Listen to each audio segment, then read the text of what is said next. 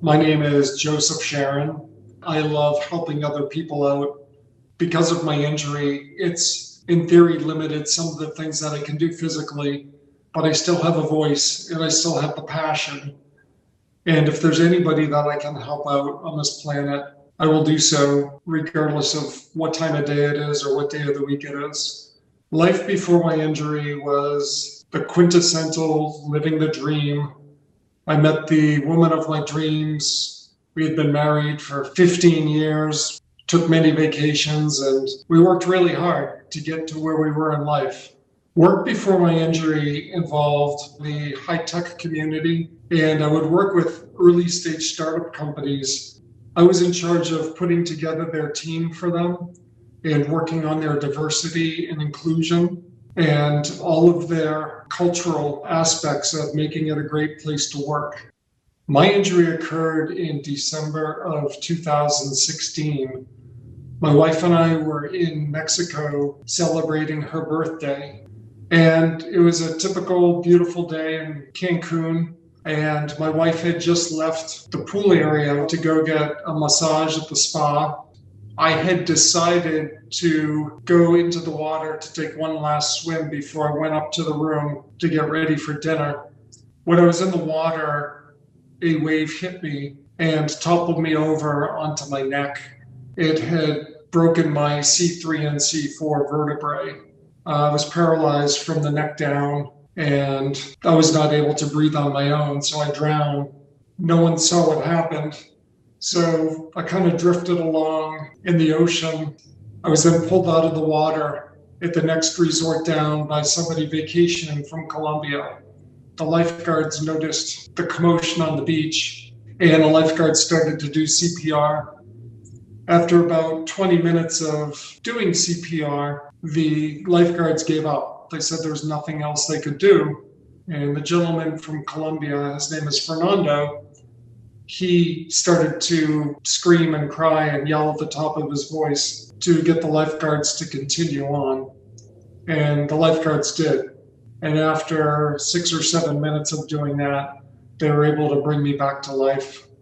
My first thoughts when they resuscitated me, you're going to have to wait until Brad Pitt signs the deal to do the movie about my life to hear the answer to that. But on a more serious note, I was completely out of it at that point. I had been clinically dead for 30 minutes.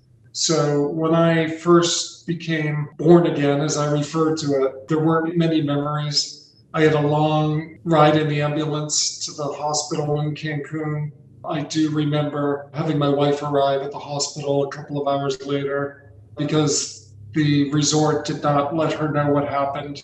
My level of function has changed a little bit over the years. The best doctors in Boston said that I was an Asia A complete, and I would be lucky if I made it off a ventilator at some point in my life. And when I was sent over to Spalding Rehab in Charlestown, Massachusetts, they had changed my Asia to Asia A incomplete, and I still really didn't have any movement below my shoulders. When I was waking up out of a 4-day medically induced coma, I was at Mass General Hospital. I woke up. I was surrounded by family and friends. My wife was there beside me. I was unable to talk. I was unable to move. And my wife just whispered in my ear. She said, "Everything's going to be okay." She is my rock. I am very, very fortunate to have her with me in this journey. My initial thoughts were, no matter what happens, we're going to get through this, and we're going to get through this together. It's going to give me a new perspective on life from a different angle. But if I'm bound to be in a wheelchair for the rest of my life, then so be it. I'll just have adventures in the wheelchair. The barriers to me were just learning how to do everything again. From the very start, learning how to eat again, getting that feeding tube out of me. And I remember having like a mechanical contraption that raised my arm up, and then I could just move my arm in back and forth. Just the basics, the ADLs every day. I do rely on others to be able to do a vast majority of that, but whenever I have a chance, I do things on my own. I'm able to use my tablet, my phone, things are possible if you at least try. You have to try, even if you fail. And sometimes when you fail, it gives you good ideas on how to try it for the next time.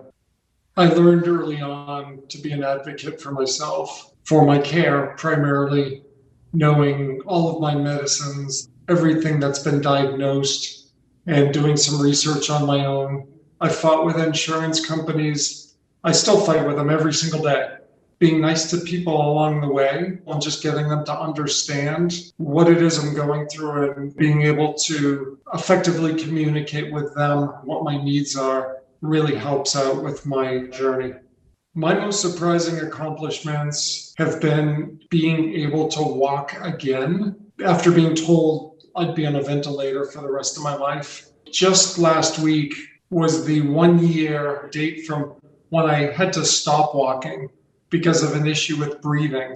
But we did other exercises at physical and occupational therapy to keep my legs in shape. And just last week, we were able to get up and walk again. So that's a goal physically, but the other goal emotionally is just how strong my relationship became with my wife. You would think that this could tear us apart, but it brought us together. We realized that it was the little things in life that made us happy. I want to continue on with my therapy for as long as I can to make sure that my body is not going in the opposite direction. And I am starting to explore other options for being able to do experimental procedures or being able to be involved in clinical trials. So I think we're really at the intersection of what's going to be possible over the next 10 years through pharmaceuticals or through technology such as implants for stimulation devices.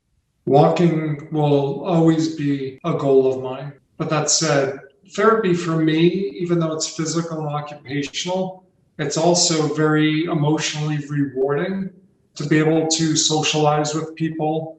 When I'm at therapy, I'm a spinal cord peer mentor, and just to be able to relate to them and show people who are spending their first 90 days at a rehab hospital that life can be really rewarding. We can find so much love in this world if you just look around.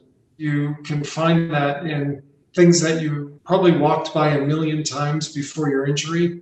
And now when you're in the wheelchair and you look at a tree and you see a couple of birds in that tree that were probably there before, but you never took the time to notice, you notice things like that. It's just about finding happiness with whatever we have.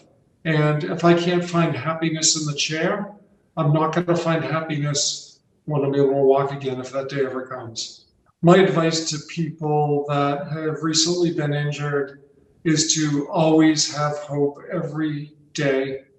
Never give up with your ability to think positively and be able to see yourself doing some of the things that you once did before.